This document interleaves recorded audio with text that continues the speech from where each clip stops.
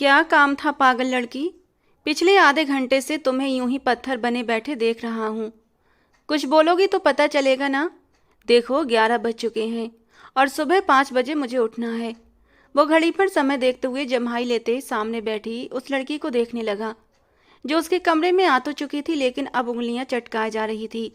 कुछ कहने के लिए होंठ खोलती, लेकिन कुछ कह नहीं पाती। उसे समझ नहीं आ रहा था कि बात कैसे शुरू करे। इस खड़ूस के कमरे में आने की हिम्मत तो कर ली थी, लेकिन अब इस खड़ूस के सामने अपनी बात कैसे रखे उसे समझ नहीं आ रहा था। और अब जब हार्दिक ने उसे सख्ती से कहा तो अपना सूखा गला तर करके कहने लगी, देखिए हार्दिक भाई, मुझे आपसे ज़रूरी बात करनी है। एक बार फिर उसके मुंह से भाई शब्द सुनकर वो गुस्से से लाल हुआ था। सोफे पर आगे को होकर बैठा और कहने लगा, बेवकूफ़ लड़की, मंगनी हो चुकी है हमारी। क्यों भूल जाती हो बार बार कि पति हूँ मैं तुम्हारा। और ये बार बार भाई कहने की तुम्हारी आदत न जाने कब छूटेगी। कोई 100 बार तो तुम मुझे कह चुकी हो कि तुम्हें मुझसे बात करनी है, लेकिन क्या बात करनी है वो बात तो करो। कहीं ऐसा तो नहीं कि तुम यहाँ पर मुझसे लेट नाइट मुलाकात करने के लिए आई हो।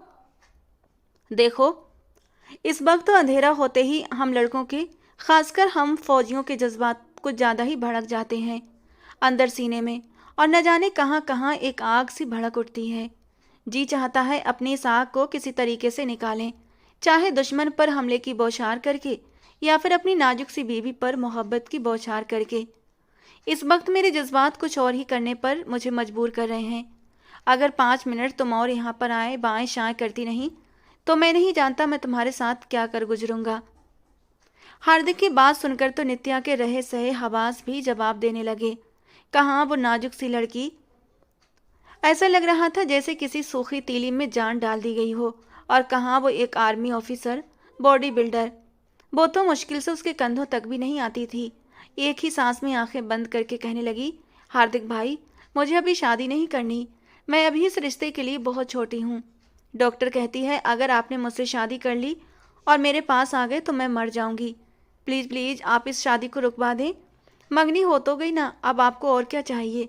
बस मुझे अभी शादी नहीं करनी। ना तो मैं एक पति को हैंडल कर सकती हूँ और ना ही मुझसे बच्चे पैदा होंगे। मैं आपका यह एहसान सारी ज़िंदगी नहीं भूलूंगी।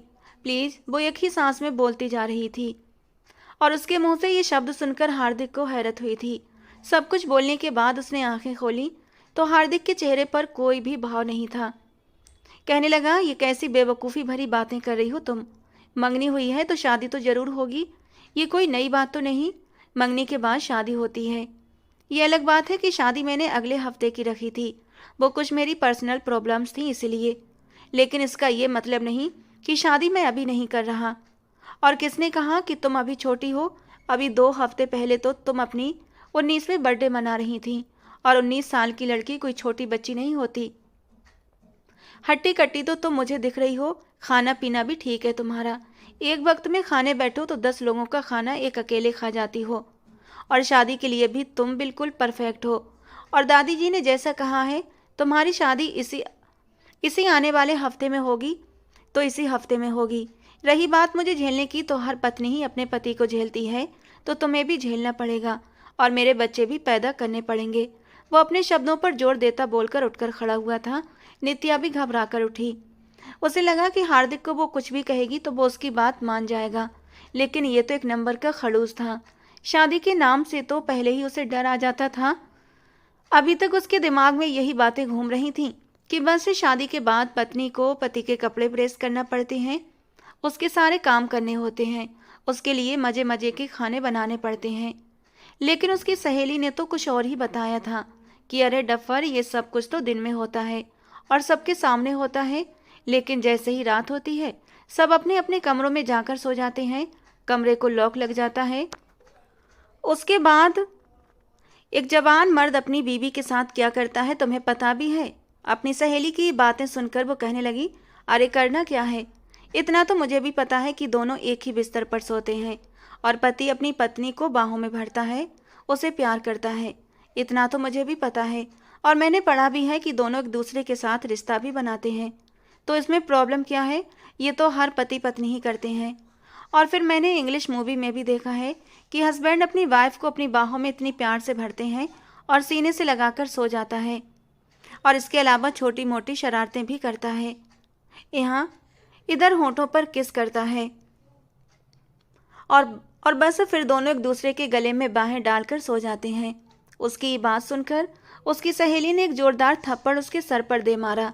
फिर हंसकर कहने लगी, तुम एक नंबर की डफर हो, डफर।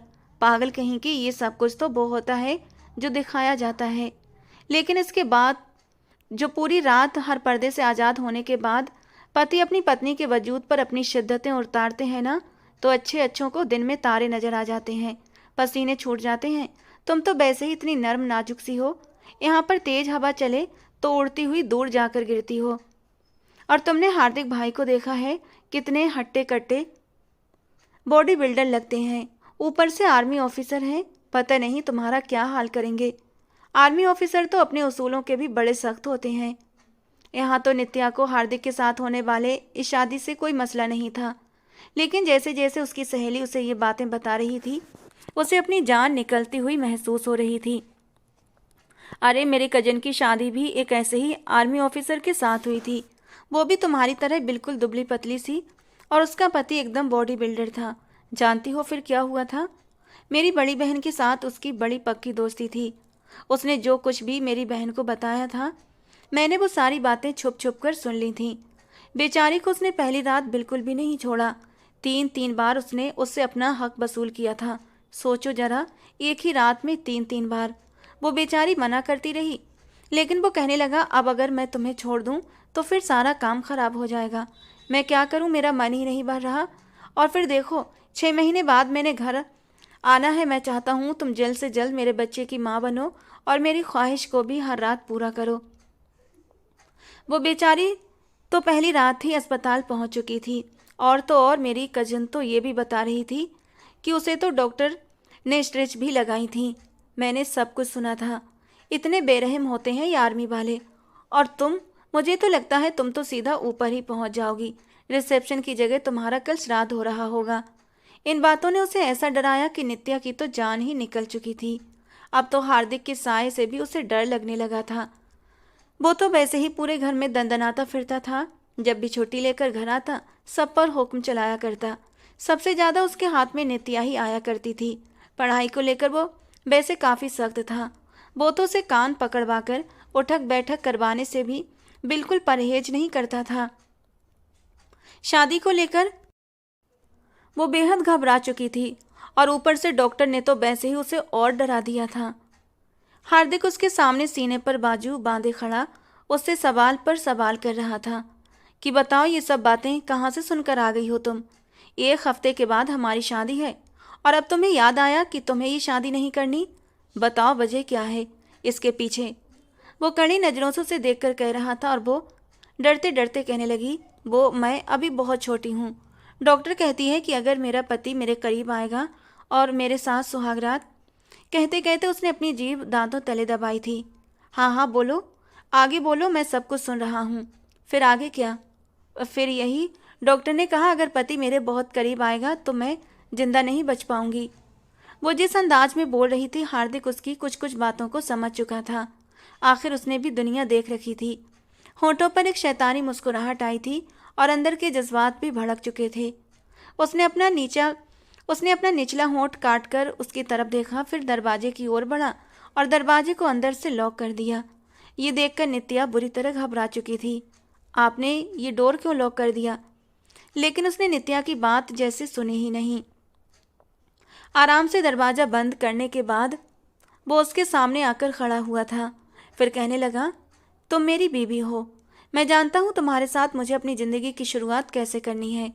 डॉक्टर ने तुम्हें ये कैसे कह दिया कि तुम अभी बहुत छोटी हो? मेरे लिए तो तुम बिल्कुल ठीक हो। अब जब तक मैं खुद अपनी आंखों से चेक नहीं करूँगा, तब तक मुझे कैसे पता चलेगा कि तुम शादी के लायक हो या नहीं, और तुम जैसी नाजुक सी लड़की मुझे झेल पाएगी भी या नहीं।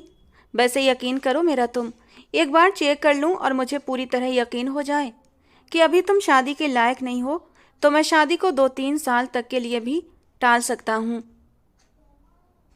लेकिन बस बिना चेक किए ये शादी हरगिज भी टलने वाली नहीं, इसलिए पहले मुझे चेक करना पड़ेगा। हार्दिक की बात सुनकर तो नित्या को पसीने छूट चुके थे। डर के मारे उसकी आवाज़ भी नहीं निकल रही थी। दिल जोरों से धड़कने लगा था। वो एकदम बिदक कर पीछे हटी। कहने लगी, मुझे डर लग रहा है, जा रही हूँ मैं यहाँ से। पता नहीं आप कैसी बहकी बहकी बातें कर रहे हैं। लेकिन हार्दिक उसका बाजू पकड़ चुका था। इरादे तो अब उसके भी बदल चुके थे। जिस लड़की को सोच सोच कर वो ठंडी आहें भरा करता था, जिससे मिलन के सपने सजाता था, आज रात के इस वक्त वो उसके कमरे में थी। उसके जज्बात बहकना तो नेचुरल बात थी। कहने लगा, ऐसे कैसे जा रही हो? ये ना हो कि मैं कल ही तुम्हें विदा करवाकर अपने कमरे में ले आऊं। अगर तुम चाहती हो कि मैं विदाई रोक दूं, तो तुम्हें मुझे अपना चेकअप तो करवाना पड़ेगा, क्योंकि बगैर सबूत के ऑफिसर हार्दिक मेहरा कुछ भी नहीं करता। चलो शाबाश, यहाँ आओ। ये कहकर उसने नित्या को अपने सामने किया था। एक झटके से उसका दुपट्टा हटाकर बेड पर फेंका था। सामने उसकी खूबसूरत उभरती धड़कनों को देखकर हार्दिक को कुछ हुआ था। अचानक उसके हाथ नित्या की धड़कनों की तरफ बढ़े और फिर उसने अपनी उंगली से नित्या की नाजुक, दादी जी प्लीज़ मम्मी को कहिए ना, मुझे 20 रुपये दे दें। बाहर बर्फ़ के गोले वाला आया है, कल भी मम्मी ने लेने नहीं दिए थे, आज भी बड़ी मुश्किल से रोक कर रखा है उसे। प्लीज़ प्लीज़ प्लीज़ मुझे मम्मा से 20 रुपये दिला देना। वो इस वक्त तो पैर पटकती हुई अपनी दादी को कंधे से झंझोड़कर बोले जा रही थी। वो जो अपने ही ध्यान में व्हीलचेयर पर बैठी चाय की सिप ले रही थी, झुंझलाकर बोली, हाय हाय, बेड़ा गर्क हो उस बर्फ़ के गोले वाले का, जो ठंडे मौसम में भी बर्फ़ के गोले बेचने आ जाता है। पता नहीं है तुझे, जरा सी भी कोई ऊपर नीचे चीज़ खा ले तो तेरी तबीयत ख़राब हो जाती है। इस मौसम में कौन इतनी ठंडी चीज़ें खाता है? पता नहीं कैसी गंदी बर्फ़ लेकर वो तुझे बना कर देगा। कोई ज़रूरत नहीं है खाने की। अगर तुझे कुछ खाने का इतना ही मन कर रहा है तो जा, अपनी माँ से बोल गर्मा गर्म पकौड़े बना ले चाय के साथ, मैं भी खा लूँगी। अरे ठंड के मौसम में तो पकौड़े खाने का स्वाद ही एक अलग होता है। दादी ने जैसे पकौड़ों का स्वाद अपने मुंह में घुलता हुआ महसूस किया था, उनका भी मन तेजी से कर रहा था कि वो चाय के साथ गर्मा गर्म पकौड़े खाएं। लेकिन उनकी नादान पोती को इतनी ठंड में बर्फ़ के गोले खाने थे। दादी की तरफ से भी साफ इनकार सुनकर वो सीधी अपनी माँ की तरफ आई थी, जो इस वक्त किचन में खाना बनाने में बिजी थी। मम्मी प्लीज़ 20 रुपये दे देना। 20 रुपये में आप पर कौन सी गरीबी आ जाएगी? मुझे बर्फ़ के गोले खाने हैं तो बस खाने हैं। वो जिद करते हुए बोली तो शारदा जी ने उसे तेज नज़रों से घूरा था। कम अकल लड़की, बात 20 रुपये की या गरीबी की नहीं है। जो ये 20 रुपये के गोले खाकर 20,000 सीधा हॉस्पिटल में लगवाती है ना, उसका क्या? ऊपर से तेरी इतनी फिक्र हो जाती है मुझे। जरा सी बेकार की चीज़ खाने पर ही तेरी तबीयत ख़राब हो जाती है। कान खोलकर सुन ले, मैं तुझे कोई बर्फ़ के गोले नहीं खाने दे सकती। अच्छी तरह डांटने के बाद वो अपने काम में दोबारा बिजी हो गई थी। मायूस होकर वो किचन से बाहर चली आई। मन बहुत उदास हो रहा था और यूं ही मन बहलाने के लिए वो साथ वाले घर में चली आई, जो सुनैना आंटी का था। सुनैना आंटी से उसे बहुत लगाव था। जब भी उसका मन उदास होता, वो सुनैना आंटी के पास चली आती थी। अभी भी वो सीधा किचन में चली आई, क्योंकि किचन से कुछ काम करने की आवाज़ें आ रही थीं। सुनैना जी उसे मुंह बनाकर खड़ा देखकर कहने लगी, क्या हुआ बेटा, क्यों मुंह फुलाकर खड़ी हो? वो मुंह बिसूर कर कहने लगी, 20 रुपये के लिए भी मुझे 20 जगह मुंह मारना पड़ता है, तब जाकर 20 रुपये मिलते हैं, और कभी कभी तो वो भी नहीं मिलते। मुझे तो इस घर में रहना ही नहीं है। बस किसी दिन घर वालों की इन्हीं हरकतों की वजह से मैं यहाँ से भागकर चली जाऊँगी। उसकी इस बात पर सुनैना जी कुछ बोलती इससे पहले ही उसे अपने पीछे अपनी माँ की आवाज़ सुनाई दी थी, जो शायद ये सोचकर उसके पीछे पीछे आई थी कि कहीं वो बर्फ़ के गोले लेने न पहुंच गई हो। लेकिन उसे सुनैना के घर में दाखिल होते देखकर शारदा जी की छठी हिस्स ने उन्हें खबरदार किया था। सुनैना जरूर उसकी मोहब्बत में अंधी होकर उसे पैसे दे देती, और इसीलिए उसके पीछे शारदा जी सुनैना के किचन तक चली आई थीं और नित्या के भागने वाली बात सुन ली थी। कहाँ जाओगी भागकर? कहीं जा ही नहीं सकती। जानती हो ना, तुम्हारा मायका भी यही है और तुम्हारा ससुराल भी यही है। आने दो, हार्दिक को बताती हूँ मैं तुम्हारी सारी हरकतें। आज शाम को आ रहा है ना, अच्छे से डांट पड़वाऊंगी तुम्हें। तो मैं ऐसी उल्टी चीज़ें, सीधी चीज़ कोई बच्चा भी ना खाए सिवाय तुम्हारे। शादी होने वाली है इसकी, और अभी तक इसकी अकल घुटनों से ऊपर आ ही नहीं पाई। 20 रुपये के पीछे पूरा घर सर पर उठा रखा है इसने। इतने में सुनैना जी ने उसे 50 का नोट पकड़ा दिया था और वो अपनी माँ की डांट को नज़रअंदाज करती सीधा उछलती हुई घर के बाहर आई थी। गोले वाला भी उसी के इंतजार में खड़ा था। जल्दी से रंग बिरंगा बर्फ का गोला बना कर दिया। वो चहकती हुई बर्फ का गोला पकड़े अभी उसे चूस चूस कर खा रही थी जब उसे अपने पीछे किसी की मौजूदगी का एहसास हुआ। पहाड़ जैसे किसी ठंडे थार वजूद की आहट महसूस हुई तो उसने पलटकर पीछे देखा। अगले ही पल वो गोला उसके हाथ से छूटते छूटते बचा था। हड़बड़ाकर कहने लगी, शैतान का नाम लिया और शैतान हाजिर। आर्मी यूनिफॉर्म में उसके पीछे हार्दिक खड़ा था और जिस हालत में देख चुका था उसके माथे पर कड़े तेवर भी आ चुके थे। वो 6 महीने के बाद आज घर आया था। बजाय उसको हाय हेलो के उसे देखकर कहने लगा, ये क्या तरीका है गली में खड़ी होकर? ये तुम बच्चों की तरह गोला खा रही हो? मैं मना करके गया था ना कि ऐसी गंदी चीज़ें घर का कोई भी बच्चा नहीं खाएगा। और तुम ये दुपट्टा कंधे पर डाले, क्या तुम्हें कोई तमीज़ शर्म हया है कि नहीं? वो वहीं से अपने घर के अंदर भागी थी और दरवाज़ा भी अंदर से बंद कर लिया। उसकी दादी सामने लॉन्ज में ही बैठी थी। शोर मचाते हुए कहने लगी, लो आ गया मेरी खुशियों का दुश्मन एक और। पता नहीं मेरा भगवान मुझे खुश देखना क्यों नहीं चाहता। क्या पहले मेरी माँ जो हर वक्त मेरे सर पर तलवार बनकर लटकती रहती थी वो कम थी जो अब ये खड़ूस भी आ गया। कहते हुए उसने सीधा अपने कमरे में घुसकर बैठ चुकी थी। उसे शुरू से ही हार्दिक से कोई खास लगाव नहीं था क्योंकि वो हर वक्त उस पर रोक टोक करता रहता था और घर के सभी लोग, यहाँ तक कि उसके माँ बाप और दादी भी सब हार्दिक से बहुत ज़्यादा मोहब्बत करते थे। उसकी बात को सराखों पर रखते। हार्दिक की दादी ने तो बहुत पहले से ही ये ख्वाहिश जाहिर की थी कि मैं अपने लाडले पोते की शादी अपनी आंखों के सामने देखना चाहती हूँ। उस वक्त नित्या की उम्र 15 साल थी और हार्दिक 24 साल का था। नित्या की दादी और हार्दिक की दादी की आपस में बहुत बनती थी। दोनों बचपन की सहेलियां थीं और इत्तेफाक कुछ ऐसा था कि शादी के बाद भी दोनों अलग नहीं हुई थीं। दोनों के पतियों की आपस में बहुत अच्छी दोस्ती थी। यूँ दोनों ने बराबर में ही घर लिए थे और फिर बीच की दीवार तोड़कर उस घर को एक ही कर लिया गया था और तब से उनकी इस दोस्ती को उनके बच्चे भी निभाते चले आ रहे थे। जब हार्दिक की दादी के मन में अपने पोते की शादी का ख्याल आया तो उनकी नज़रों में सीधा नित्या का मासूम सा चेहरा लहराया था, जो उस वक्त 15 साल की मासूम सी लड़की थी और जवानी की दहलीज पर कदम रख चुकी थी। उन्होंने साफ अपना रिश्ता नित्या की दादी के कानों में डाल दिया और नित्या की दादी ने भी इस रिश्ते पर हाँ की मोहर लगा दी। सुनैना जी और शारदा जी को भी भला क्या एतराज हो सकता था। उनकी ये दोस्ती अब रिश्तेदारी में बदल जाती। फिर हार्दिक और नित्या आपस में खेल कूद कर बड़े हुए थे। दोनों बच्चे ही देखे भाले थे, किसी में कोई ऐब नहीं था। इरादा तो था कि नित्या और हार्दिक की मंगनी कर दी जाए, लेकिन हार्दिक की दादी की एक ही रट थी, नहीं मुझे इन दोनों की शादी देखनी है। मेरी तबीयत अब ठीक नहीं रहती, पता नहीं कब मेरा बुलावा आ जाए। उससे पहले ही मैं अपने पोते को दूल्हा बना देखना चाहती हूँ। सबने उन्हें बहुत समझाया कि अभी नित्या बहुत छोटी है, भले आर्थिक समझदार है, लेकिन नित्या का तो सोचें। हाँ, तो इसमें सोचने वाली क्या बात है? मैंने कब कहा कि मुझे उनके बच्चे भी अपनी गोद में खिलाने हैं?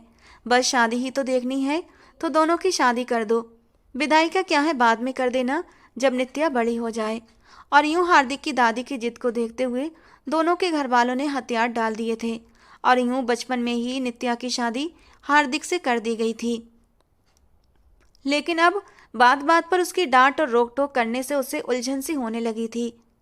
हार्दिक सबसे मिलने के बाद सोफे पर बैठ चुका था। हार्दिक के आने का सुनकर शारदा जी भी उधर ही आ चुकी थीं।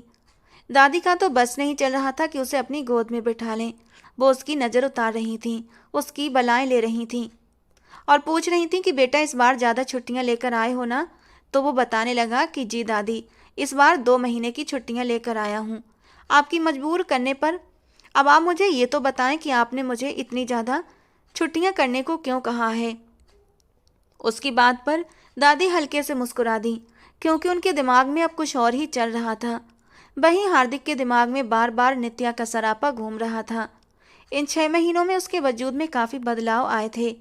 6 महीने पहले तो वो उसे बिल्कुल बच्ची सी लग रही थी, लेकिन अब उसका भरा भरा वजूद, लंबे बाल, गहरी तीखी आंखें, वो अब खूबसूरत जवान लड़की लगने लगी थी और आखिर को वो उसकी बीवी भी थी। आज से पहले तो हार्दिक ने कभी उसे इस नज़र से नहीं देखा था, लेकिन अब उसके अंदर भी एक अजीब सी हलचल मच चुकी थी। तुम्हें सब कुछ पता चल जाएगा हार्दिक, फिलहाल जाओ अपने कमरे में जाओ और फ्रेश होकर आराम करो। हार्दिक अपने कमरे में चला गया था, जबकि दादी शारदा जी से कहने लगी, शारदा आज रात का खाना हमारी तरफ है, सरला को भी लेकर आना, एक ज़रूरी बात करनी है। शारदा जी खुशी खुशी यहाँ कहती हुई अपने घर वापस लौट आई थीं। उनकी सास सरला भी हार्दिक के आने का सुनकर बहुत खुश हुई थीं। रात को सब लोग ही हार्दिक की तरफ आ गए थे और अब सब खाने की मेज पर बैठे खाने के साथ खुशगप्पियों में भी बिजी थे कि तभी दादी ने सबकी मौजूदगी में ये बात कह दी, मैं चाहती हूँ इन 2 महीनों में हार्दिक और नित्या की विदाई कर दी जाए। अब जब भगवान ने मुझे इतनी मोहलत दे दी है कि मैं अपने पोते के बच्चों को भी अपनी गोद में खिला सकूं, तो फिर इंतज़ार किस बात का। विदाई होगी तो मैं अपने हार्दिक की औलाद को अपनी गोद में भी खिला सकूंगी। ये सांसें तो जैसे बस उधार की सी सांसें हैं, कोई भरोसा नहीं, आज है कल नहीं। लेकिन बस मैं ये चाहती हूँ जब तक इस दुनिया से जाऊँ मैं अपने घर में अपने हार्दिक की जितनी खुशियाँ देख सकूँ उतनी खुशियाँ देख लूँ, उसके बच्चों को भी अपनी गोद में खिला लूँ। दादी की ये बात सुनकर नित्या के तो गले में निवाला अटक चुका था। वो तो खुद अभी बच्ची थी, अपने बच्चों का सुनकर उसे खांसी आने लगी थी। डरती शर्माती पानी का घूंट भरती वहाँ से सीधा अपने घर की ओर दौड़ लगा चुकी थी और कमरे में जाकर बैठ गई थी, जबकि उसके इस तरह शर्माकर भागने पर सब लोग खिलखिलाकर हंस पड़े थे। फिर उसके बाद सब नित्या और हार्दिक की शादी की बातें करने लगे, जबकि नित्या के दिमाग में यही बातें चल रही थीं। हे भगवान जी, मैं उस खड़ूस के साथ एक ही कमरे में कैसे रहूँगी, वो तो बस मुझे सजा देता रहेगा। अगर किसी दिन उसकी शर्ट इस्त्री करते हुए मुझसे जल गई तो ये तो अपने खतरनाक डंडे से मुझे मारना शुरू कर देगा, या फिर मुर्गा बनाकर कहेगा कि पूरे कमरे के चक्कर लगाओ। नहीं नहीं, मैं उस खड़ूस के साथ कैसे एक कमरे में रह सकती हूँ। और फिर दादी को देखो कैसे बेशर्मों की तरह सबके सामने कह रही थी कि मुझे पर पोते पर पोतियाँ खिलानी हैं। भला मैं पर पोते और पर पोतियाँ इनको कहाँ से लाकर दूंगी? क्या इतनी जल्दी आसमान से आकर टपक कर मेरी गोद में गिर पड़ेंगे? वो ऐसी ही बेतुकी बातें खुद से किए जा रही थी। उसके दिमाग में तो ये बात अटक चुकी थी कि शादी के बाद माँ भी बना जाता है, इतना तो वो जानती थी। वो जानती थी कि डिलीवरी के वक्त एक औरत को बहुत दर्द सहना पड़ता है। उसने अपनी छोटी चाची की आखिरी डिलीवरी के वक्त के मंजर देख रखे थे। आखिरी दिनों में उन्हें किस कदर दर्द का सामना करना पड़ता था। इतनी मोटी हट्टी कट्टी हो चुकी थी कि ठीक से उन्हें चला भी नहीं जाता था, न ठीक से बैठा जाता था। बस अपनी कमर की मसाज वो हर वक्त नित्या से करवाती रहती थीं। वो तो तब से ही कानों को हाथ लगाकर सोच चुकी थी कि बस जो भी हो जाए, शादी तो वो कर लेगी लेकिन बच्चे पैदा नहीं करेगी। कुछ सोचते हुए उसने अपना लैपटॉप उठाया था और फिर यूट्यूब पर कुछ वीडियो देखने लगी। वो बस ये देखना चाहती थी कि आखिर बच्चा पैदा कैसे होता है और कितनी तकलीफ होती है। जब सारा डेटा उसके सामने आया, यहाँ तक कि कुछ ऐसी वीडियो भी सामने आई जिसमें एक औरत बच्चा पैदा करते हुए अपनी जान से हाथ धो बैठी थी। और कितनी ही औरतें डिलीवरी के दौरान अपनी जान गंवा देती हैं, जिनमें से ज़्यादातर औरतें तो उसकी जैसी दुबली पतली और पति हट्टे कट्टे होते हैं। ये सोचकर ही उसकी आत्मा तप उठी थी।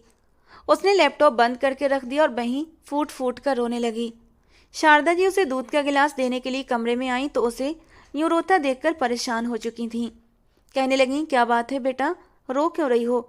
वहाँ सब इतने खुश हैं, तुम्हारी विदाई की बातें हो रही हैं और तुम यहाँ पर बैठकर रोए जा रही हो। वो अपनी माँ के गले लगकर रोते हुए कहने लगी, मुझे नहीं करवानी विदाई, मुझे शादी ही नहीं करनी। प्लीज़ आप जाकर दादी को बोलें कि वो ऐसा ना करें। मुझे तो अभी पढ़ाई करनी है, अभी बहुत आगे जाना है। लेकिन शारदा जी उसे बेजारी से देखकर कहने लगी, बेटा वैसे तुम पढ़ लिख कर कौन सा तीर मार रही हो? मुश्किल से तो तुम्हें सुबह तुम्हारी नानी दादी याद करवा कर उठाया जाता है, फिर धक्के मार मार कर कॉलेज भेजा जाता है और वहाँ से भी जब तुम्हारे टेस्ट के नंबर्स आते हैं तो ये तो मैं हूँ जो तुम्हारी इज्जत के लिए तुम्हारी सास को और तुम्हारे पति को तुम्हारे टेस्ट की रिपोर्ट्स नहीं दिखाती, वरना जितने नंबर तुम लेकर आ रही हो ना, मैं अच्छी तरह जानती हूँ कि कितना पढ़ाई करने का शौक है तुम्हें। और फिर हार्दिक कौन सा तुम्हारी पढ़ाई रोक रहा है? सब कुछ तो वैसे ही चलेगा। बस हार्दिक से शादी होने के बाद इस पोर्शन से तुम्हें दूसरे पोर्शन में जाकर उसके कमरे में शिफ्ट होना होगा। उसकी माँ उसे समझाते हुए बोली थी। लेकिन वो कहने लगी, नहीं मम्मा, सबसे बड़ा प्रॉब्लम तो यही है कि मुझे उसके कमरे में जाना पड़ेगा। मुझे वो खड़ूस बिल्कुल भी पसंद नहीं। हर वक्त डांटता रहता है। शादी के बाद तो वो मेरी जान ही ले लेगा। प्लीज़ प्लीज़ आप ऐसा मत करें। लेकिन उसकी माँ उसे डांट कर कहने लगी कि तुम्हारी शादी हार्दिक के साथ ही होनी है। तुम तो एकदम पागल हो चुकी हो। जैसी तुम्हारी हरकतें हैं ना, तुम्हें हार्दिक ही सुधार सकता है। शारदा जी उसे समझाकर कमरे से बाहर निकल गई थीं, लेकिन चेहरे पर फिक्रमंदी के भाव थे। हार्दिक, जो कि शारदा जी के लिए गाजर का हलवा लेकर आया था, उन्हें वो परेशान देखकर कहने लगा, क्या बात है आंटी जी, काफ़ी परेशान लग रही हैं आप। तो वो उसे सब कुछ बताने लगी, जो कि पता नहीं किस मसले को लेकर ये लड़की कमरे में बैठकर रोए जा रही थी कि मुझे ये शादी नहीं करनी। ये सारी बातें सुनकर हार्दिक के माथे पर बल पड़े थे। कहने लगा, फिक्र मत करें आंटी, मैं खुद जाकर उससे बात करता हूँ कि आखिर प्रॉब्लम क्या है। वो अभी भी बेड पर बैठी घुटनों में सर दिए बच्चों की तरह सिसक सिसक कर रोए जा रही थी। जब कमरे का दरवाज़ा खुला, उसे लगा शायद उसकी माँ फिर से कमरे में उसे मनाने के लिए आई हैं। अगले ही पल बेधड़क होकर कहने लगी, पता नहीं कैसी माँ हैं आप, मुझे इतने बड़े दरिंदे देव के हवाले कर रही हैं। मुझ जैसी नाजुक लड़की को देखें और उनको देखें, इतने बड़े बड़े मसल्स हैं उनके, जब भी बोलते हैं तो मुंह से आग ही उगलते हैं। वो और तो और शादी के बाद बच्चे भी पैदा करने पड़ते हैं। अब बताएं आप, कितना दर्द होता है बच्चे पैदा करते हुए। वो सब कुछ मैं कैसे बर्दाश्त करूंगी। मम्मा, कुछ तो अपनी नाजुक सी बेटी पर तरस खाएं। वो ये सब कुछ बोले जा रही थी जब अचानक सर उठाकर देखा तो सामने हार्दिक उसके बेहद करीब खड़ा था। कहने लगा, अच्छा, ये तो कोई बात ना हुई। तुम एक औरत हो और औरत होकर इतनी कमज़ोर हो सकती हो। शादी के बाद बच्चे पैदा करना तो औरत के लिए बड़ी खुशी, गर्व और सम्मान की बात होती है। और फिर मुझे तो बच्चे बहुत पसंद हैं। मैं चाहता हूँ मेरे कोई 10-12 बच्चे हों और वो 10-12 बच्चे तुम पैदा करके दोगी। ये क्या बच्चों की तरह तुमने रोना धोना मचा रखा है। अब अगर किस्मत में तुम्हारा और मेरा साथ लिखा है तो अब खुद में मुझे सहने के लिए हिम्मत भी लाओ, समझी नादान लड़की, क्योंकि मैं तो तुम पर बिल्कुल भी तरस नहीं करने वाला। हमारी शादी को इतने साल गुजर चुके हैं और मैं अब तक हर रात करवटें बदलते बदलते गुजार चुका हूँ कि न जाने कब वो रात आएगी जब तुम मेरी होगी। बच्चे पैदा करना तो चलो बात की बात है, लेकिन उससे पहले और भी बहुत सी तकलीफ़ें हैं जो मैं तुम्हें दूंगा। और अब अगर तुमने यूँ विदाई से इनकार किया या घर वालों के सामने कोई ड्रामा किया तो मैं बता रहा हूँ, तुम पर जरा भी तरस नहीं करूँगा। तुम्हें मेरी सख्तियाँ झेलना पड़ेंगी, समझी। दिमाग सही कर लो अपना, वरना दूसरा तरीका भी है मेरे पास तुम्हें ठीक करने का। कहते हुए वो उसके बेहद करीब आया था। हार्दिक को उसे डराते हुए, शरारतें करते हुए एक अजीब ही सुकून मिल रहा था। उसे ये डरी सहमी लड़की अपने सामने रोते हुए अच्छी लग रही थी। नित्या तो उसके करीब आने से और भी ज़्यादा डर चुकी थी। कहने लगी, दूर हटे मुझसे, कोई भी मुझसे प्यार नहीं करता। जिसको देखो वही मुझे धमकी दे रहा होता है। लेकिन हार्दिक आगे बढ़कर उसे बाजू से पकड़कर अपने सामने कर चुका था। वो छटांग भर की लड़की भला कहाँ इतना जोर रखती थी। उसके यूँ खींचने पर वो सीधा जाकर उसकी गोद में गिरी थी। हार्दिक पूरे हक से उसे थोड़ी से पकड़ता उसके होंठों को अपने होंठों की कैद में ले चुका था। नित्या को इस पल के लिए बिल्कुल भी तैयार नहीं थी। कितनी ही देर उसके होंठों को अपने होंठों में कैद किए रखा और उस पर शिद्दतें लुटाता रहा, और फिर एक झटके से छोड़कर कहने लगा, दूसरों के प्यार का तो पता नहीं, लेकिन पति होने के नाते मेरा प्यार तुम ना ही मांगो तो बेहतर है, क्योंकि मेरे प्यार में सख्ती और तड़प ज़्यादा होगी और मुझे नहीं लगता तुम मुझे इतनी आसानी से बर्दाश्त कर पाओगी। ये कहकर हार्दिक उसके कमरे से बाहर जा चुका था और नित्या को तो अभी तक यूं लग रहा था जैसे अभी भी उसके होंठों पर हार्दिक का स्पर्श मौजूद हो।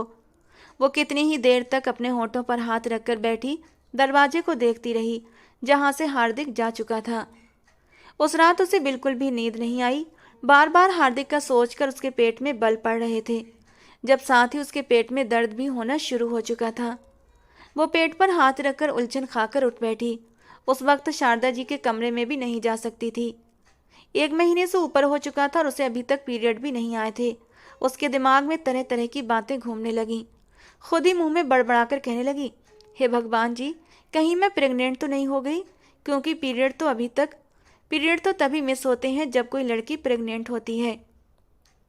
फिर अपनी सोच पर खुद ही कानों को हाथ लगाती कहने लगी, नहीं नहीं, ये मैं क्या बेकार की बातें सोच रही हूँ।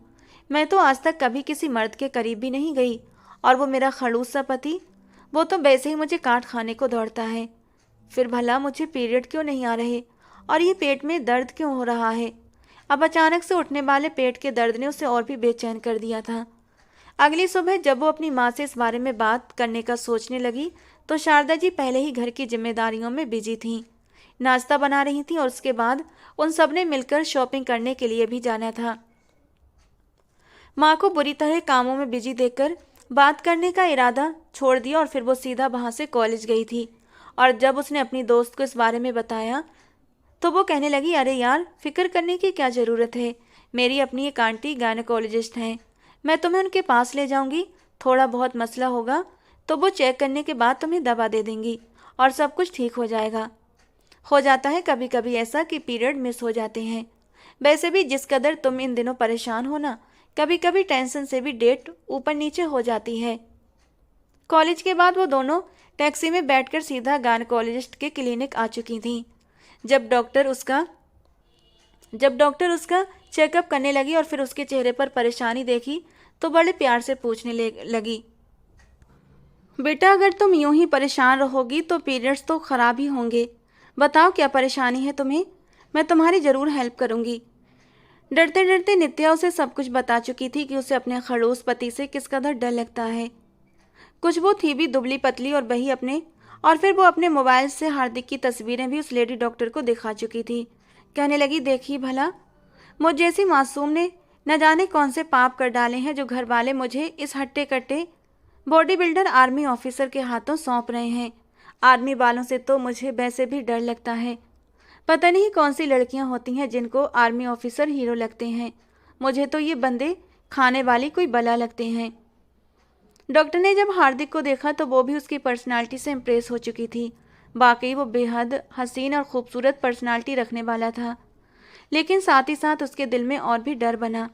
वो नित्या को कहने लगी, मुझे तुम्हारे कुछ और भी टेस्ट करना पड़ेंगे ताकि बाद में तुम्हें कुछ और प्रॉब्लम्स का सामना न करना पड़े। ये कहकर वो उसे बेड पर लेटा चुकी थी। फिर वो डॉक्टर नित्या से कहने लगी कि अपनी टांगें खोलो।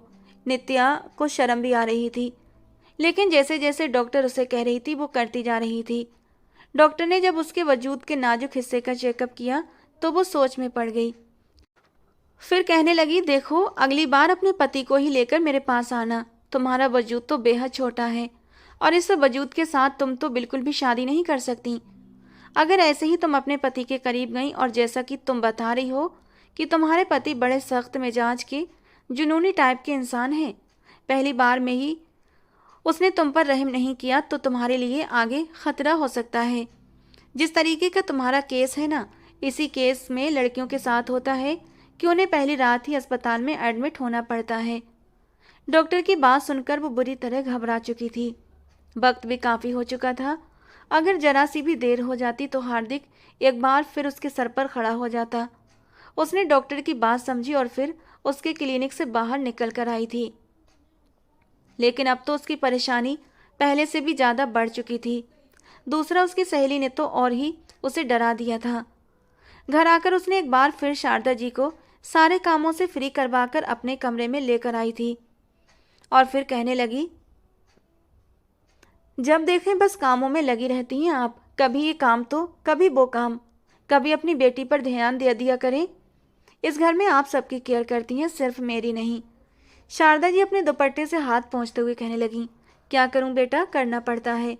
अगर मैं घर के सारे काम करती हूं तो मुझे लगता है शायद मैं विनोद भाई साहब के थोड़े बहुत एहसान भी चुका रही हूं, और मुझसे होता ही क्या है। ऊपर से तुम और तुम्हारे छोटे बहन भाई जो उल्टी सीधी हरकतें करते रहते हो, उनसे तो मैं वैसे ही तंग आ जाती हूँ। जब से तुम्हारा बाप हमें छोड़कर गया है तब से तुम्हारे विनोद अंकल ने ही तो सब कुछ संभाला है, और अब उनके इतने सारे एहसान का बदला अगर मैं उनके घर की देखरेख में गुजार कर थोड़ा बहुत उतारना चाहती हूँ तो इस पर भी तुमने रोक टोक करना शुरू कर दी। शारदा जी का यूं बोलना देखकर वो एक लंबी गहरी सांस लेकर रह गई। फिर कहने लगी, अच्छा मामा छोड़ इन बातों को, मैं आपको कुछ बताना चाहती हूँ। उसके बाद डॉक्टर ने जो बातें उसे बताई थी वो अपनी माँ को बताने लगी। शारदा जी ने तो अपना सर पीट लिया। कहने लगी, ये कैसी बेहुदा बेशर्मों वाली बातें कर रही हो। तुम्हें कहा किसने था तुम अपनी दोस्त के साथ हॉस्पिटल जाओ। तुम्हें अगर जाना ही था तो मेरे साथ जाती। इतनी बड़ी हो गई हो तुम कि खुद ही कहीं भी निकल जाती हो। पता नहीं क्या बनेगा तुम्हारा। ऐसा कुछ नहीं होता जैसा वो डॉक्टर कह रही है। अब फालतू की बेशर्मों वाली बातें अपनी माँ से करना बंद करो और सो जाओ। शारदा जी उसे डांट कर चली गईं और वो रोते हुए अपने बेड पर गिर पड़ी। कोई भी उसकी बात सुनने को तैयार नहीं था। अब उसके पास सिर्फ एक ही तरीका बचा था कि वो सीधा जाकर हार्दिक से बात करे, और यही सारी बातें करने के लिए वो हार्दिक के पास आई थी। लेकिन हार्दिक भी उसे बाहों में भरकर जिस तरह से बातें कर रहा था वो बड़ी मुश्किल से खुद को छुड़ाकर अपने कमरे में आई थी। हार्दिक को उसे यूं तंग करना अच्छा लग रहा था। शादी की तैयारियों में वो बढ़ चढ़कर हिस्सा ले रहा था। उसने नित्या के सारे सूट अपनी मर्जी से लिए थे। विदाई का खूबसूरत सा लहंगा भी उसने खुद पसंद किया था। वो दोनों इस वक्त तो मॉल में मौजूद थे। जब बाकी सब अपनी अपनी शॉपिंग में बिजी हुए तो हार्दिक उसके पास आकर खड़ा हो गया और उसके कान के करीब होकर कहने लगा, न सिर्फ ये खूबसूरत लहंगा मेरी पसंद का होगा माय डियर वाइफ, बल्कि इसके नीचे तुम क्या पहनोगी वो भी मैं अपनी पसंद के कलर का ही तुम्हें लेकर दूंगा। और हार्दिक की ये बात सुनकर तो नित्या के पूरे वजूद में एक झुरझुरी सी आई थी। उसे एक अजीब सी उलझन महसूस हो रही थी। कहने लगी, ये कैसी गंदी गंदी बातें कर रहे हैं आप। क्या आप जैसे आर्मी ऑफिसर को ये शोभा देता है कि वो ऐसी गंदी बातें करे। हार्दिक हंसते हुए कहने लगा, मुझे क्या शोभा देता है ये अगर मैं तुम्हें बता दूं तो यहाँ पर टिक नहीं पाओगी। खैर मुझे क्या क्या करना है और क्या क्या शोभा देता है वो तो मैं तुम्हें शादी की पहली रात को ही बताऊंगा, बल्कि करके दिखाऊंगा। उसकी बात का मतलब समझकर तो नित्या शर्म और डर से लाल होती वहां से भागी थी और वो जोर से पीछे से हंसता रह गया था। जैसे जैसे शादी के दिन करीब आ रहे थे नित्या की तो रातों की नींद उड़ती जा रही थी। और फिर वो दिन भी आ चुका था जब मेहंदी का फंक्शन शुरू हो चुका था। वो दुल्हन बनी बैठी थी और हार्दिक उसके पहलू में बैठा बड़बड़ाते हुए कहने लगा, कल इस वक्त तो मेरी बाहों में होगी। इतने सालों का जुनून जब एक ही रात में तुम्हारे वजूद पर उतारूंगा तो जानती हो क्या होगा। मैं तो तुम पर एक पल के लिए भी तरस नहीं करूंगा। और प्लीज़ तुम भी नाजुक लड़कियों की तरह रोना धोना मत बचाना, बल्कि मेरा साथ देना। जानती हो जब सामने वाला भी हमारा साथ दे तो नशा दुगना हो जाता है। और हार्दिक की बातें उसे और भी डरने पर मजबूर कर रही थीं। वो रात भी जैसे तैसे गुजर चुकी थी और अगले दिन का सूरज निकल आया था। सुबह सवेरे ही उसके कजिन्स और सहेली उसे ब्यूटी पार्लर लेकर जा चुके थे। विदाई का सारा इंतजाम एक खूबसूरत से मैरिज हॉल में किया गया था। वो दुल्हन बनी बेहद हसीन लग रही थी। ब्यूटिशियन उसे तैयार करके कहने लगी, अरे भाई अपनी नज़र उतार लेना, हमें तो लगता है दूल्हे साहब आपको देखने के बाद पलकें झुकाना ही भूल जाएंगे। वो एक पल को बस मुस्कुरा कर रह गई। सारा फंक्शन बड़े अच्छे से हो चुका था, लेकिन जब वो हार्दिक का हाथ पकड़कर विदा होने लगी तो वो फूट फूट कर रोई थी। अपनी माँ के गले लगकर यूं रो रही थी जैसे पता नहीं उसे 7 समंदर पार विदा होकर जाना है। शारदा जी ने उसे यूं रोते देखा तो कहने लगी, अरे रोने की क्या ज़रूरत है बेटा, घर में ही तो रहना है, इस घर में नहीं तो बराबर वाले घर में। तुमने कौन सा दूसरे देश जाना है, बस अपने कमरे से हार्दिक के कमरे में ही तो जा रही हो। लेकिन वो अपनी माँ को कैसे समझाती कि आखिर ये आंसू किस चीज़ के हैं। दुल्हन बनी वो कमरे में बैठी हुई थी। हार्दिक कुछ देर में ही अंदर आने वाला था। वो तो ये दुआ कर रही थी कि भगवान करे बाहर मेहमान के साथ बैठे बैठे ही सो जाए। लेकिन इससे पहले कि उसकी ये दुआ सुनी जाती हार्दिक कमरे में दाखिल हो चुका था। उसे देखकर उसने घूंघट नीचे पैरों तक डाल लिया था। हार्दिक मुस्कुराता हुआ उसके सामने आकर बैठा और घूंघट हटाकर उसके हसीन वजूद को देखने लगा। फिर मुस्कुराकर कहने लगा, बहुत प्यारी लग रही हो और काफ़ी सीरियस भी। तुम जब ऐसे खामोश मेरे सामने रहती हो ना तो मुझे बड़ी अच्छी लगती हो। तुम नहीं जानती मुझे तुम पर किस कदर शिद्दत से मोहब्बत लुटाने का दिल करता है। ये कहते हुए वो अपना हाथ उसके गाल पर फेरने लगा तो वो बुरी तरह से सटपटा गई। आंखों में आंसू भर आए थे। कहने लगी, प्लीज़ आप मेरे साथ ऐसा वैसा कुछ भी मत करना, मुझे बहुत डर लगता है। इन सब के लिए मैं अभी बिल्कुल भी तैयार नहीं हूँ, प्लीज़। वो डरते डरते ये सब कुछ बोल रही थी जब हार्दिक के चेहरे पर एकदम संजीदगी आ गई। कहने लगा, अरे ऐसे कैसे ना करूं, इस रात के लिए मैंने कितने सपने देख रखे हैं, ऐसे कैसे मैं अपनी रात खराब कर सकता हूँ। मैं तुम्हारे साथ जो कुछ करूँगा तुम भी मेरा पूरा पूरा साथ दोगी, और डरो मत, इस समय तुम्हें भी बहुत मज़ा आने वाला है। ये कहकर वो कोई और बात करता अचानक ही हार्दिक के मोबाइल पर कॉल आ चुकी थी। लगता था शायद किसी सीनियर ऑफिसर की कॉल थी। वो मोबाइल में एक नज़र देखता हुआ बालकनी में खड़े होकर बात करने लगा। नित्या की तो सांसें फूली हुई थीं। वो गहरी गहरी सांस लेती हार्दिक की बातें सुनने लगी। शायद उसे ड्यूटी पर अचानक बुलावा आ गया था और यूं लग रहा था जैसे हार्दिक को अभी ही जाना पड़ेगा। जैसे ही हार्दिक ने ये शब्द कहे कि ठीक है सर, मैं सुबह 5 बजे तक पहुंच जाऊंगा, तो नित्या की खुशी की कोई हद नहीं रही थी। अगले ही पल बेड पर खड़े होकर वो खुशी से उछलने लगी थी। ठीक उसी वक्त हार्दिक ने भी पलट कर देखा था। जान चुका था कि इस लड़की की खुशी की वजह क्या है। कॉल तो वो बंद कर ही चुका था। वो हार्दिक को आता देखकर फौरन से मासूम सी बनकर दोबारा बेड पर बैठ चुकी थी। हार्दिक उसके करीब आकर कहने लगा, बहुत खुशी चढ़ रही है ना तुम्हें कि मैं तुम्हें बगैर छुए इस रात को एंजॉय किए बगैर चला जाऊंगा। तो वो फौरन से आंखें मटकाकर कहने लगी, नहीं, मुझे तो बहुत बुरा लग रहा है कि आप वापस ड्यूटी पर जा रहे हैं। मैं तो बिल्कुल भी खुश नहीं हूँ, वो नामे सिर हिलाकर बोली। तो हार्दिक कहने लगा, फिक्र मत करो, मैं आज की रात अपना पूरा हक वसूल करने के बाद ही जाऊंगा। ऐसे तो मैं तुम्हें छोड़ने वाला नहीं। हार्दिक की बात सुनकर नित्या की सांस अटक गई थी। वो तो समझ रही थी ये खड़ूस इंसान अपनी पैकिंग करेगा और फिर रातों रात ही यहाँ से निकल जाएगा। लेकिन वो एक ही पल में उसके करीब आया, उसके दुपट्टे को उतार कर एक तरफ रखा और उसके नाजुक होठों को छू गया। नित्या थोड़ा सा सटपटाई थी, घबराई थी, लेकिन हार्दिक को उस पर पूरी तरह हावी हो चुका था। फिर पूरे तौर पर उसे अपनी कैद में ले चुका था। धीरे धीरे उसके नाजुक वजूद पर शरारतें करता हुआ वो नित्या के सारे डर खत्म कर रहा था। नित्या तो उसकी धमकियां सुन सुनकर घबरा चुकी थी कि न जाने हार्दिक उसके साथ क्या रवैया रखेगा। पहली रात में ही उसकी जान निकाल देगा। लेकिन हार्दिक बड़े ही प्यार से उस पर मोहब्बत लुटाता रहा। जरा सा ऊपर होते हुए वो उसे उसके भारी लहंगे से भी आज़ाद कर गया था। फिर उसके ऊपर आते हुए वो अब अपने जुनून के आखिरी पड़ाव पर था। उसकी लाल आंखें देखकर नित्या डर के मारे गहरी गहरी सांसें लेते उसके कान के करीब कहने लगी, प्लीज़ हार्दिक, नहीं, मुझे डर, प्लीज़ ऐसा मत करें। हार्दिक ने जिस कदर जुनूनियत खुद पर हावी कर ली थी, जी तो उसका चाह रहा था कि वो ऐसे ही बगैर उसकी एक सुने उसकी नाजुकी में उतर जाए और अपनी सारी मोहब्बत उंडेल दे। लेकिन नहीं, वो ऐसा नहीं करना चाहता था, क्योंकि नित्या बहुत घबरा रही थी और ऐसे में वो बाकी उसकी तबीयत खराब हो सकती थी। गहरी सांस लेते हुए उसने खुद को काबू किया और फिर वो उसे अपनी बाहों में भरता अपने ऊपर ले आया और फिर मुस्कुराकर कहने लगा, ठीक है, नहीं करता कुछ भी, मैं बगैर अपने आप को सुकून दिए अधूरा ही वापस चला जाता हूँ। लेकिन जब मैं अगली बार वापस आऊँगा तो मैं ऐसे नहीं छोड़ूंगा, बिल्कुल भी तुम पर रहम नहीं करूँगा, याद रखना मेरी ये बात। नित्या उसकी ये बात पर जैसे चहक उठी थी। फौरन चेहरे पर मुस्कुराहट आ गई कि कम से कम आज तो वो उस इंसान से बच गई थी।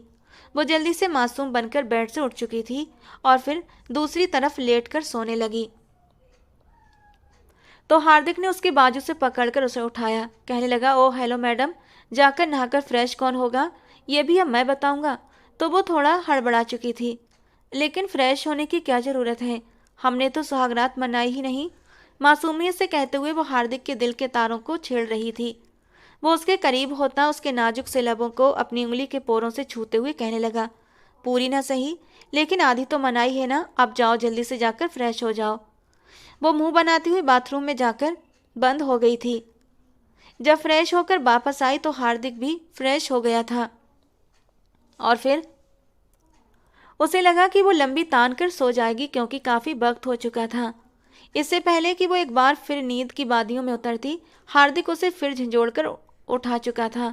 कहने लगा, तुम एक आर्मी ऑफिसर की बीवी हो, जरा अकल नहीं कि तुम्हारा पति अकेले अपना सामान पैक कर रहा है और तुम यूँ सो रही हो। चलो मेरा सामान पैक करो। मेरी चीज़ें मुझे उठा कर दो। वो एक बार फिर आंखें मसलती हुई उठ चुकी थी। जो हार्दिक उससे कह रहा था वो उसे दे रही थी और यूं ही रात बीत चुकी थी। सुबह के लगभग 3 बजे हार्दिक घर से निकल चुका था। नींद से उसकी आंखें भारी हो रही थीं। वो तो दिल ही दिल में भगवान का धन्यवाद कर रही थी कि इस इंसान से बच गई थी। जैसे ही हार्दिक की गाड़ी घर से बाहर निकली, वो जम्हाई लेती हुई सीढ़ियां चढ़ने लगी, मगर ठीक उसी वक्त उसका पांव मुड़ चुका था और वो वहीं पर गिर चुकी थी। दर्द से कराहकर कहने लगी, ये पूरी दुनिया ही क्या मुझे तकलीफ देने पर तुली हुई है। उसके पांव में हल्की सी सूजन भी आ चुकी थी। वो अपने कमरे में जाकर पेन किलर लेकर गहरी नींद सो गई। अगली सुबह 10 बजे वो कमरे से निकली थी। यूं ही मुंह खोले, बाल बिखेरे वो लड़खड़ाकर चलती हुई बाहर आई थी। उसे यूं लंगड़ाकर चलते देखकर शारदा जी का मुंह हैरत से खुला का खुला रह गया था। वहीं दादी जी ने भी उसे यूं लंगड़ाते चलते देखा तो अपना चेहरा फेर लिया था। सुनैना आंटी तो मुस्कुराकर उसे आशीर्वाद देने लगी, बेटा खूब फलो फूलो। हार्दिक भी उठ गया ना, या अभी भी सो रहा है? सुनैना जी की बात सुनकर वो होश की दुनिया में वापस लौटी थी। फिर कहने लगी, अपने कमरे में सो रहे होंगे, मुझसे क्यों पूछ रही हैं? सुनैना जी का मुंह खुला। वहीं शारदा जी ने उसे चुटकी काट कर कहा, बेटा लगता है नींद में ही चलकर बाहर आ गई हो। वो दर्द से सिसक कर बाजू मसलने लगी। यादाश्त अब वापस आ चुकी थी कि खैर से गुजरी रात वो हार्दिक के कमरे में गुजार चुकी है। अगले ही पल दर्द से सिसकते हुए लंगड़ाकर चलती जाकर सोफे पर गिरी थी। फिर कहने लगी, वो खड़ूस, मेरा मतलब है हस्बैंड जी, ना तो खुद सोए हैं ना पूरी रात मुझे सोने दिया है। उसकी इस बात पर वहां मौजूद सब औरतों ने गुस्से से घूर कर उसे देखा था। सबका चेहरा शर्म से लाल हुआ था। जानती भी है उस इंसान ने क्या किया है? पता नहीं आप लोगों को क्या दिखाई दिया जो मेरी शादी उस सांड जैसे इंसान से करवा दी। सारी रात एक पल के लिए भी आराम नहीं करने दिया और मेरे से तो अब ठीक से चला भी नहीं जा रहा। तीनों औरतों का चेहरा बुरी तरह लाल हो चुका था। उन्हें इस पागल लड़की से इन सब बातों की बिल्कुल भी उम्मीद नहीं थी। शारदा जी उसे खा जाने वाली नजरों से देख रही थी जब वो फौरन सटपटाकर कहने लगी, रात को उनकी ड्यूटी की कॉल आ गई थी, फिर ना मुझे सोने दिया और ना खुद सोए। सारी रात पैकिंग में निकल गई और जब उन्हें छोड़कर वापस ऊपर सीढ़ियां चढ़ रही थी तो मेरा पाँव मुड़ गया और अब बुरी तरह दर्द कर रहा है, इसीलिए लंगड़ा लंगड़ा कर चल रही हूँ। शारदा जी ने उसकी बात सुनकर गहरा सांस लिया। जैसा वो सोच रही थी वैसा कुछ नहीं था। हाँ, दादी काफ़ी गुस्सा हो चुकी थीं।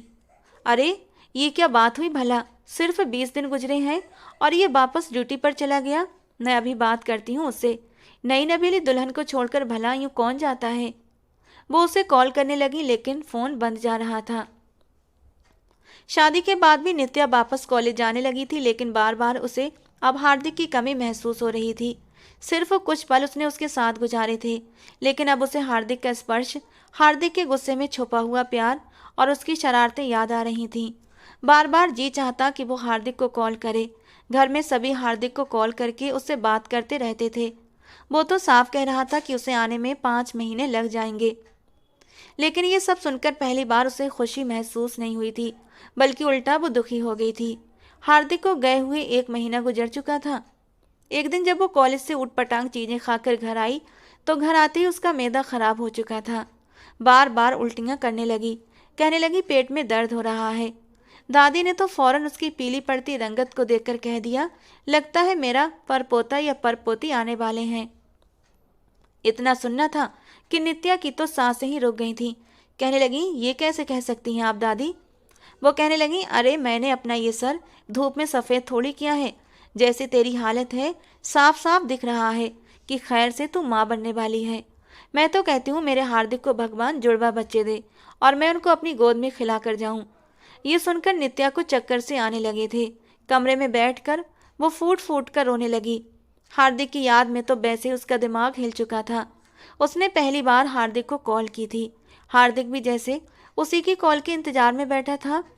इससे पहले कि वो बात करती दादी ने पीछे से आकर उससे फौरन फ़ोन ले लिया था और बड़े ही जोशीले अंदाज में कहने लगी, अरे बेटा बधाई हो बधाई, खैर से तुम बाप बनने वाले हो। अब तो घर आ जाओ, मुंह मीठा करवाओ सबका, हमारी नित्या माँ बनने वाली है। वो जो बड़े सुकून से चेयर पर बैठा हुआ था एकदम से हड़बड़ाकर उठकर खड़ा हो गया। ये कैसे मुमकिन हो सकता था? उसने तो अभी तक नित्या के साथ कुछ भी नहीं किया था। दादी को वो कुछ बता भी नहीं सकता था। उनकी खुशी में शामिल होता कहने लगा, मेरी नित्या से बात करवाएं। नित्या जो बैठी हिचकियों से रो रही थी, फिर उससे बात करती हुई कहने लगी, मैं माँ बनने वाली हूँ। दादी कहती हैं जिस तरह मेरी हालत है मुझे तो जुड़वा बच्चे होंगे। हार्दिक तो सर पकड़कर बैठ चुका था। पागल लड़की, मेरे बिना छुए तुम प्रेग्नेंट कैसे हो सकती हो? लेकिन थोड़ा सा तो छुआ था ना, हो सकता है उसी वजह से। कहते कहते वो खामोश हो गई थी और हार्दिक ने अपना सर पीट लिया था। वहीं खुशकिस्मती से उसे छुट्टी भी मिल चुकी थी। नित्या के तो यूं नखरे उठाए जा रहे थे जैसे वो सच में ही माँ बनने वाली हो। हार्दिक घर में आया, सोचा तो उसने यही था कि वो दादी को सब बता देगा कि ऐसी कोई बात नहीं। वो तो एक दूसरे के पास ठीक से बैठ भी नहीं पाए थे और वो ड्यूटी चला गया था। लेकिन जब उसने अपनी दादी को इतना खुश देखा, अपनी माँ को देखा, तो वो उन्हें कुछ नहीं कह पाया। सबसे मिलने के बाद जब वो कमरे में आया तो नित्या उसे देखकर फूट फूट कर रोने लगी और फिर भागकर उसके सीने से आकर लिपट गई। हार्दिक को उससे इस तड़प की उम्मीद नहीं थी। वो भी उसे अपने सीने से लगा चुका था। नित्या रोते हुए कहने लगी, कहाँ रह गए थे आप? मैंने आपको बहुत मिस किया। पता नहीं क्यों, लेकिन आप बार बार याद आ रहे थे। मुझे तो लगता है आपने किसी बंगाली बाबा से मुझ पर जादू करवा दिया है ताकि मैं आपकी मोहब्बत में पागल हो जाऊं। हार्दिक जोर से हंसा था और उसे अपने सीने से लगाकर कहने लगा, पत्नी हो तुम मेरी, और हम दोनों के बीच जो रिश्ता है ना, वो हमें एक दूसरे से ज़्यादा देर तक दूर नहीं रख सकता। अब मान भी लो कि तुम्हें मुझसे मोहब्बत हो चुकी है। वो फौरन नाम में सिर हिलाकर कहने लगी, जी नहीं, मुझे आप जैसे खड़ूस इंसान से मोहब्बत हो ही नहीं सकती। शायद मेरा ही दिमाग ख़राब हो गया है जो मुझे मोहब्बत जैसा फील हो रहा है। हार्दिक उसकी बात सुनकर मुस्कुराकर उसे सीने से लगा गया। कहने लगा, और ये क्या, घर में तुमने नया ड्रामा शुरू कर दिया है कि तुम माँ बनने वाली हो, वो भी 2 जुड़वा बच्चों की? फिर वो फौरन एक ही सांस में सब कुछ बताने लगी कि मैंने तो बस कॉलेज में गोलगप्पे खाकर आई थी।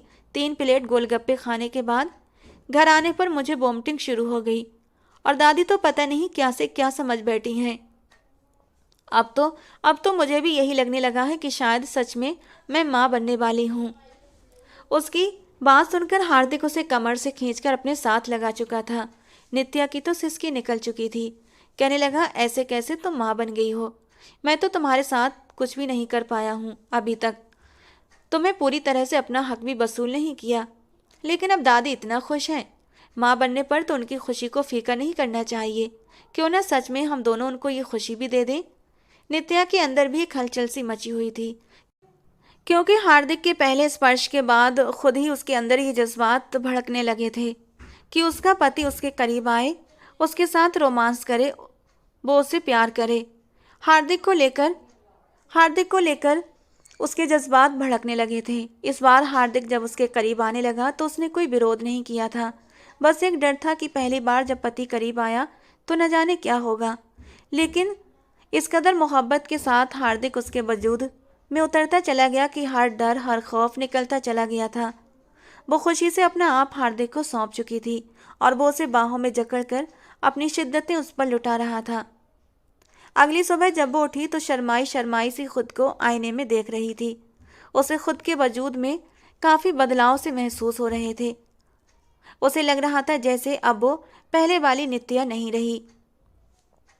सुबह उठकर हार्दिक ने अपने तरीके से घर वालों को समझा दिया था। घर वालों के चेहरे ये बात सुनकर उतर गए थे, लेकिन खैर वो क्या कर सकते थे। और फिर कुछ ही हफ्तों में उसके वजूद में अच्छे खासे बदलाव आने लगे थे। वो पहले से भरी भरी लगने लगी थी, या फिर हार्दिक की मोहब्बत ने उसे खूबसूरत बना दिया था। पहले से भी ज़्यादा उसका फिगर बढ़ने लगा था। हार्दिक उसके हसीन फिगर को देखकर उसका और भी दीवाना हो चुका था। उसकी मोहब्बत में पहले से भी ज़्यादा वो निखरने लगी थी और उसका पहले से भी ज़्यादा हार्दिक ख्याल रखने लगा था। अब तो वो यूं हो गई थी कि कभी जो हार्दिक के साय से भी दूर भागती थी, अब तो साफ कह चुकी थी कि जहाँ भी वो ड्यूटी के लिए जाएगा मैं आपके साथ ही जाऊंगी। मुझे आपके बगैर एक दिन भी नहीं रहा जाएगा। और हार्दिक भी उसे साथ लेकर ही जाया करता था। तो दोस्तों, आज की हमारी कहानी आपको कैसी लगी कमेंट बॉक्स में ज़रूर बताना। पसंद आई हो तो प्लीज़ लाइक करना।